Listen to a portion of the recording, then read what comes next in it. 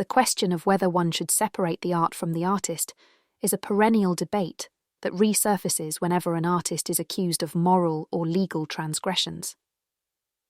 In the case of Gerard Depardieu, one of the most revered actors in international cinema, this debate has taken on new urgency.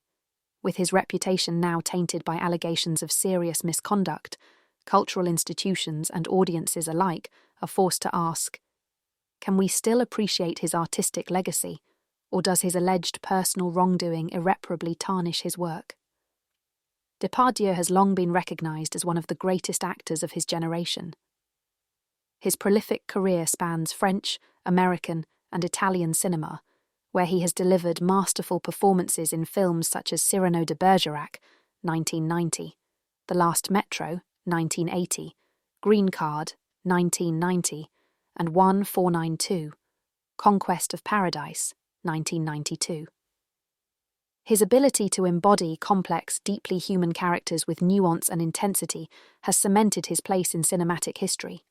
His presence on screen is magnetic, his range unparalleled, and his commitment to his craft undeniable.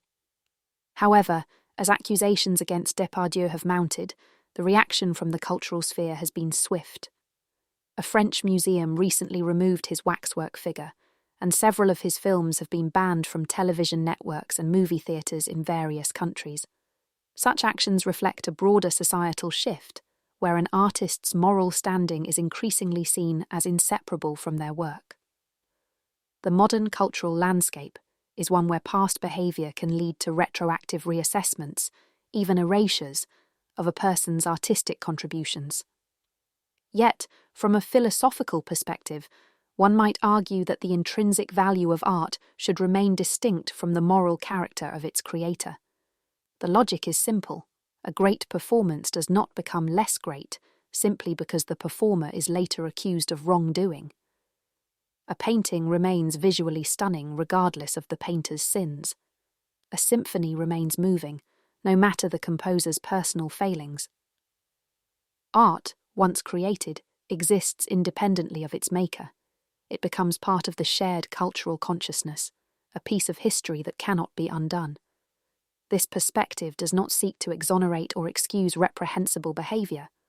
Rather, it acknowledges that human beings are inherently flawed, and yet, from that flawed existence, great art often emerges. Shakespeare wrote enduring masterpieces despite controversies in his life. Caravaggio, a murderer, remains one of the most celebrated painters of the Baroque era. Wagner's music is still performed worldwide despite his deeply troubling anti-Semitic views. The idea that talent is separate from morality is not a new one, and history provides ample evidence that extraordinary artistic gifts often belong to deeply imperfect individuals.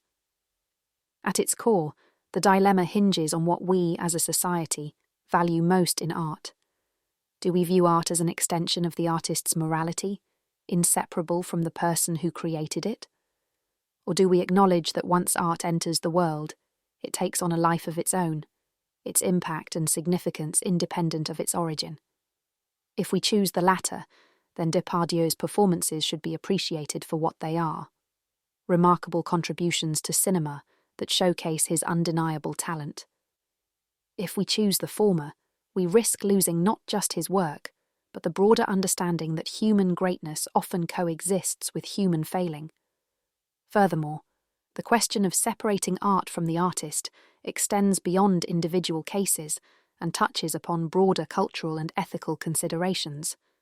When institutions or societies choose to censor or erase an artist's work, there is always the risk of rewriting cultural history and depriving future generations of meaningful artistic experiences. Art is often a reflection of its time, and denying its existence can lead to a loss of critical discourse, historical perspective, and aesthetic appreciation. While it is important to acknowledge the actions of those who create art, it is equally important to preserve the integrity of artistic achievement and the cultural dialogues it fosters. Ultimately, what has been done, both in art and in life, cannot be undone. We can hold individuals accountable for their actions while still recognizing the beauty, skill, and depth of what they have created. Talent remains talent, irrespective of its source, and the legacy of an artist's work remains a conversation worth having, no matter how complicated the individual behind it may be. Perhaps, rather than outright rejection, society should embrace a more nuanced approach, one that allows for both appreciation and critique, acknowledging that art can be profound even when its creator is profoundly flawed.